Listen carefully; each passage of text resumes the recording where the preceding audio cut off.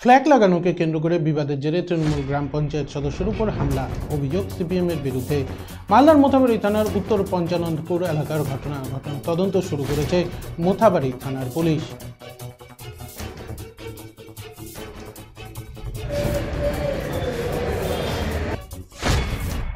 গতকাল আমি আমার দলের ফ্ল্যাগ টাঙাই সকালবেলা। ওই পরিপ্রেক্ষিতে সিপিএমের একজন কর্মী বাপি সরকার, ওর ভাই কনিক সরকার, এর বিরোধিতা করে। আমি কর্ণপাত না করে আমি নিজের কাজ নিজে করছিলামই।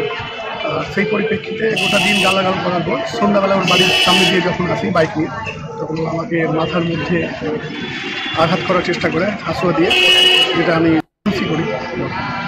গ্রাম পঞ্চায়েতের মেম্বার আছে, সদস্য। কোন গ্রাম পঞ্চায়েত? উত্তর পঞ্চায়েত।